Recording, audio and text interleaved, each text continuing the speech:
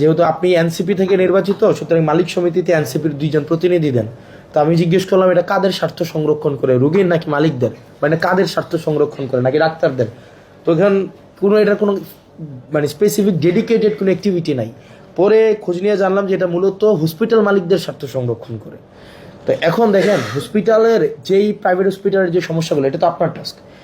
এটাতে হচ্ছে যে অনেক সময় খুবই মানে মানে মানে ভয়াবহ অভিযোগ যে আপনার স্যাম্পল নাই কিন্তু পরীক্ষা করে না, তারা মানে অনুমানের উপরে হচ্ছে রিপোর্ট দেয়, অনুমানের উপরে রিপোর্ট দেয়। দালাল যেগুলো রোগী নিয়ে যায় সেগুলো ক্ষেত্রে বেশি হয়। এবং ওনারা এটার ইয়াটা দিছে কি, এক্সপ্লেনেশনটা কি দিছে, এক্সপ্লেনেশনটা দিচ্ছে যে আমি যদি 5টা পরীক্ষা লিখি তাহলে 3000 টাকা বিল আসতেছে। 3000 টাকা বিল নিয়ে যখন আমি ইয়াতে যাচ্ছি, কাউন্টারে যাচ্ছি, ওখান থেকে 1500 টাকা দালাল নিয়ে যাচ্ছে, তাহলে আর থাকতেছে 1500 টাকা।